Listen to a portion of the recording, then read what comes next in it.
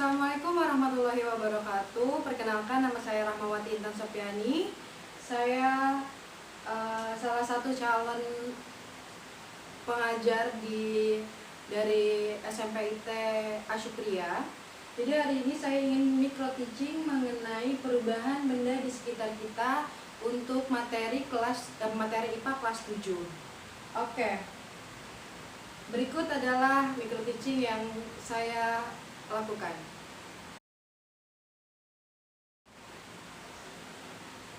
Oke anak-anak, apakah buku untuk pelajaran IPA hari ini sudah disiapkan?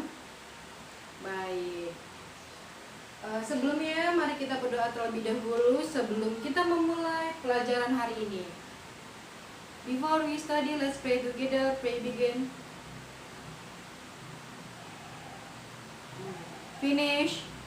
Oke. Gimana hari ini? Apa kabar semuanya? Alhamdulillah, luar biasa. Allahu Akbar. Oke.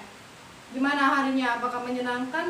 Apakah menyenangkan atau ada hal-hal yang bikin pusing hari ini? Semoga tidak ada yang membuat hal-hal pusing hari ini. Oke. Apakah hari ini ada yang tidak masuk? Ada yang tidak masuk? Atau ada yang berhalangan hadir?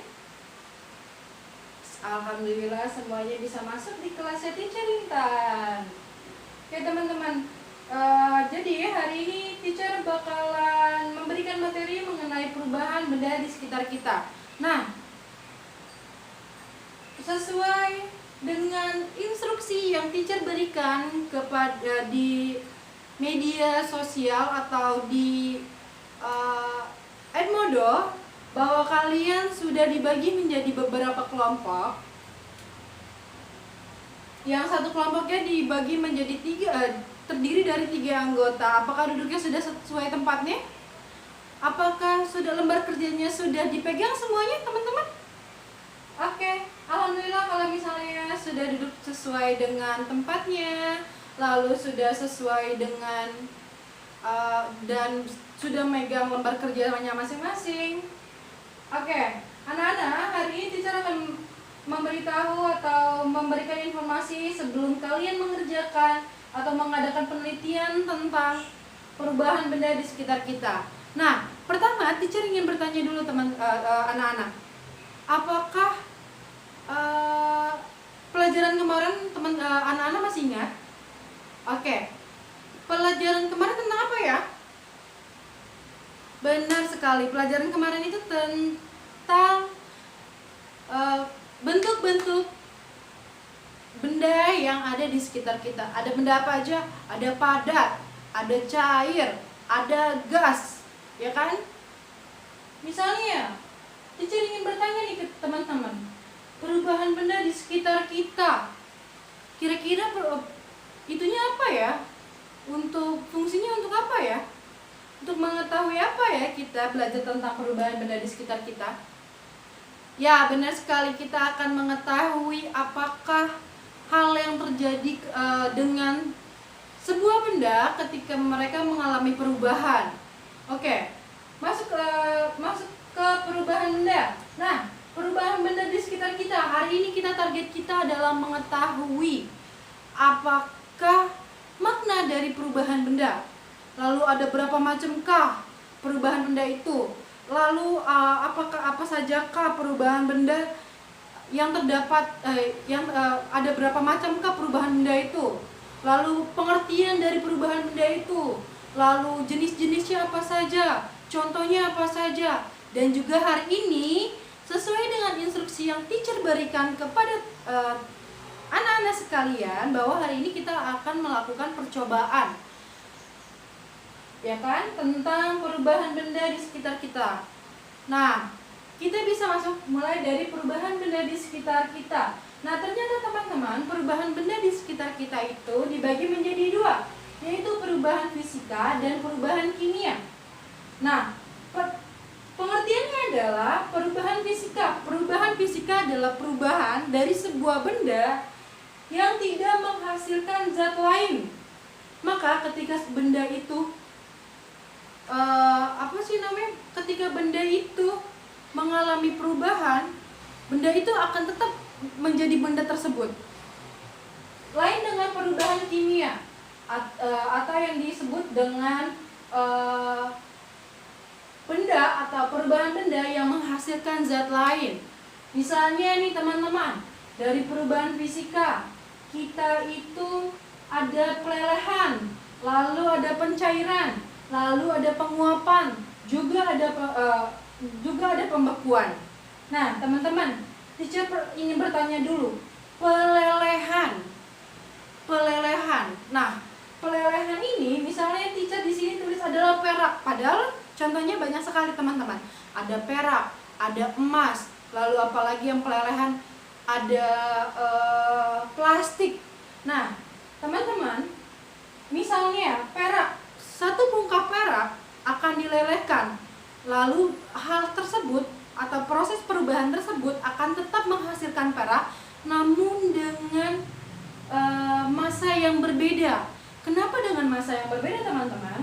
Karena biasanya perak yang ditemukan di alam itu tercampur dengan hal-hal lain, seperti ada unsur-unsur lain, seperti ada batuan atau ada juga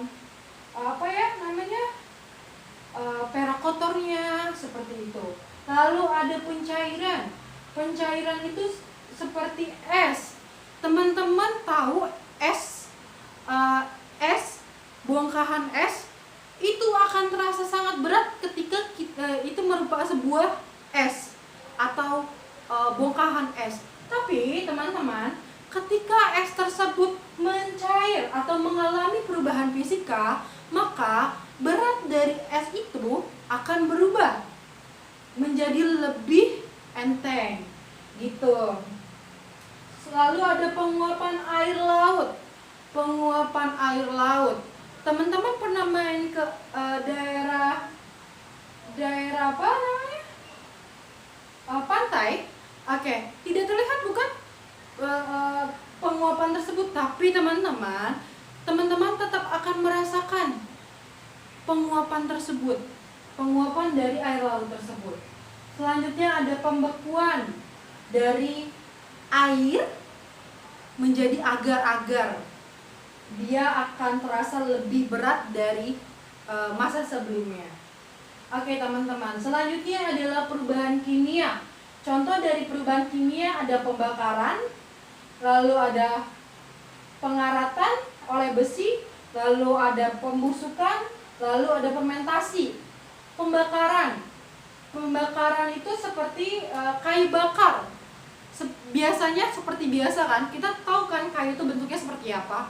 Lalu kita ingin dijadikan kayu bakar, maka hal tersebut merupakan perubahan kimia.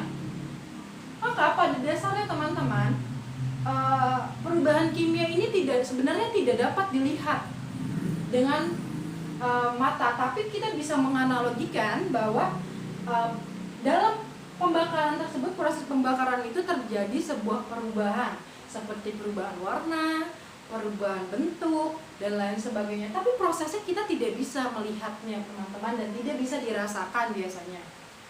Kita hanya dapat merasakan hasilnya dari perubahan tersebut, tapi tidak bisa melihat prosesnya seperti apa. Lalu ada pengaratan besi. Kita hanya bisa melihat bagaimana besi itu berkarat, tapi proses dari misalnya air hujan yang membuat karat sebuah besi itu tidak bisa dilihat teman-teman. Kita hanya bisa melihat hasil dari pengaratan tersebut atau perubahan kimia tersebut. Lalu ada pembusukan yang terjadi pada buah-buahan dan fermentasi dari tape. Oke. Nah, teman-teman, pada dasarnya perbedaan antara perubahan fisika dan perubahan kimia ini ada beberapa. Yang pertama, perubahan fisika tadi seperti pengertiannya, perubahan fisika itu tidak menghasilkan zat lain, sedangkan perubahan kimia menghasilkan zat lain. Lalu perubahan fisika tidak memiliki dia memiliki massa berubah-ubah, atau dari suatu benda ke benda lain memiliki massa berubah-ubah. Ada yang makin berat, ada juga yang makin enteng. Selanjutnya ada perubahan kimia. Tapi perubahan kimia tidak pernah berubah masanya. Jadi kalau misalnya pembakaran dari kayu bakar yang misalnya beratnya 1 kilo, jika dibakar akan tetap sama teman-teman, akan memiliki massa yang sama. Berbeda lagi teman-teman ketika kayu bakar tersebut sudah menjadi abu. Lalu selanjutnya adalah pengaratan besi. Besi yang berkarat akan memiliki massa yang sama dengan besi yang tidak berkarat, gitu teman-teman. Terus ada pembusukan buah-buahan. Misalnya sebuah apel memiliki berat misalnya 250 gram. Maka ketika apel tersebut busuk atau terjadi perubahan kimia, maka apel tersebut tetap memiliki massa yang sama dan fermentasi pun sama seperti itu teman-teman. Nah, untuk mempersingkat waktu, mari kita mencoba teman-teman. Oke, teman-teman, teacher punya lilin. Lihat baik-baik lilinnya.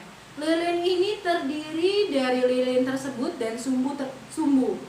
Lalu teacher juga punya korek dan juga punya tempat untuk menyimpan lilin tersebut. Oke. Sudah siap semuanya? Oke. Kita bisa lihat ya, kita simpan dulu tempatnya. Maka kita bisa nyalakan apinya.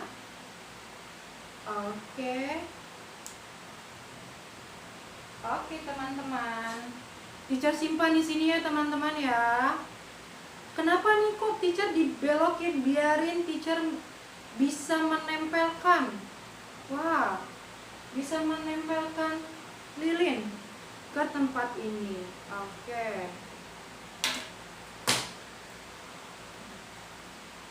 Oke, teman-teman, sebentar ya.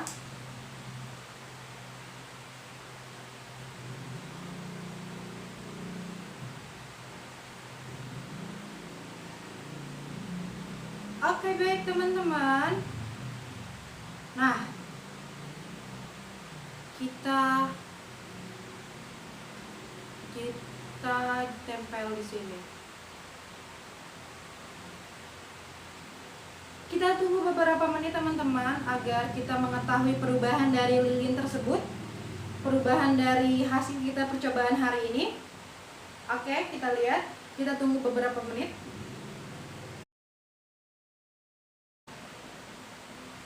Oke teman-teman, ini kita sudah tunggu selama beberapa menit. Teman-teman bisa lihat bahwa ada perubahan ukuran dari lilin tersebut. Oke. Nah, setelah itu teman-teman, perubahan yang kalian lihat dari massa lilin tersebut adalah perubahan fisika. Atau teman-teman bisa lihat juga, nih. Teman-teman bisa lihat di sini adanya perubahan antara lilin yang pertama atau lilin yang sebelum dibakar dengan lilin yang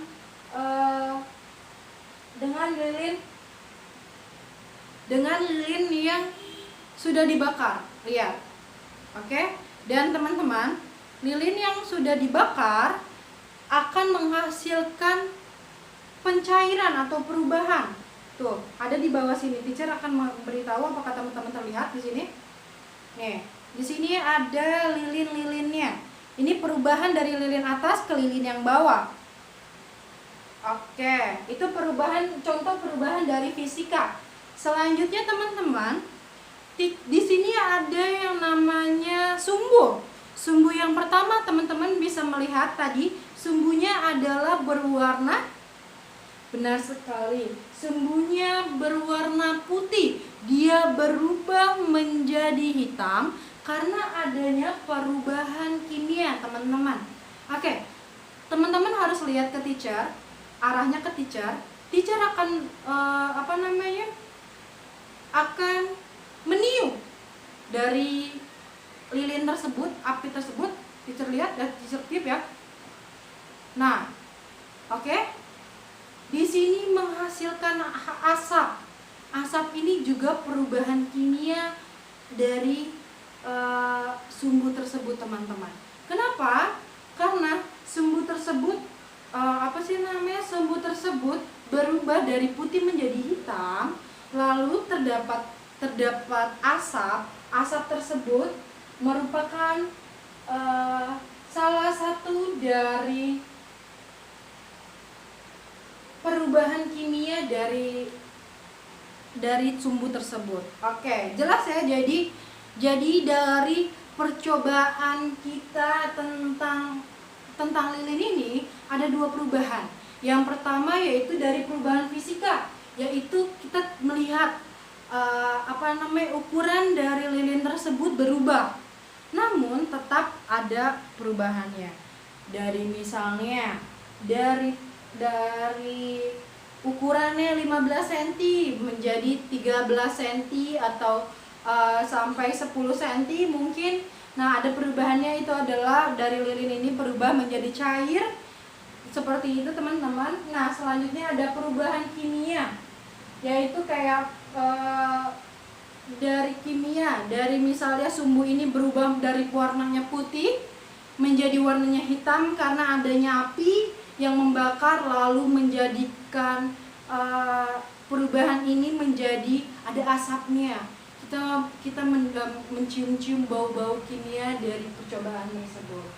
Oke, teman-teman sudah membawa semua alat-alat untuk percobaan tentang perubahan benda di sekitar kita ini, semuanya satu persatu, bukan? Oke. Nah, sekarang tugasnya adalah teman-teman meneliti secara langsung apa yang terjadi pada benda-benda yang teacher sudah berikan atau beritahu ke teman-teman. Apakah terjadi ketika ketika gula dicampurkan dengan air, apakah benar-benar terjadi perubahan? Perubahan apa itu yang terjadi? Ataukah perubahan fisika atau perubahan kimia? Seperti itu. Setelah itu teman-teman boleh langsung membuat laporannya di kertas, di lembar kerja yang teacher sudah instruksikan ke teman-teman untuk dibawa hari ini. Oke, teman-teman boleh memulai penelitiannya hari ini atau percobaannya hari ini bersama-sama. Silahkan.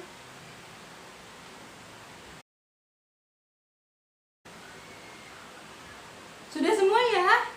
Sudah semua, percobaannya sudah dilakukan, lembar kerjanya sudah ditaruh di meja teacher juga. Oke, teman-teman, jadi perubahan kimia ini adalah perubahan di benda-benda di sekitar kita ini intinya adalah terdapat menjadi dua, yaitu perubahan fisika dan perubahan kimia. Seperti yang teman-teman lakukan tadi, ada perubahan-perubahan pada benda-benda yang teacher sudah instruksikan kepada teman-teman untuk dibawa. Oke, teman-teman, selanjutnya teacher ingin memberikan tugas tapi teman-teman instruksi buat teman-teman untuk pelajaran selanjutnya, yaitu teman-teman tetap harus melihat minimal satu hari satu kali Edmodo atau grup di Edmodo kita untuk mendapatkan instruksi yang apa sih yang akan kita pelajari besok dengan teacher di sini di kelas. Lalu apa aja yang harus kalian persiapkan untuk pembelajaran besok, pertemuan selanjutnya. Oke, teman-teman, kita akhiri pelajaran hari ini dengan baca hamdalah. Alhamdulillahirabbil alamin. Kurang lebihnya mohon maaf. Wassalamualaikum warahmatullahi wabarakatuh. Baik, itulah micro teaching yang saya lakukan untuk pelajaran IPA kelas 7 tentang perubahan benda di sekitar kita. Sebelumnya, kenapa saya sudah membagi kelas kelas sebelum saya masuk menjadi beberapa kelompok, dan anak-anak membawa hal-hal yang bisa mereka teliti ke dalam kelas sebelum waktu pembelajaran saya, karena pada dasarnya untuk mengoptimalkan waktu pembelajaran di kelas.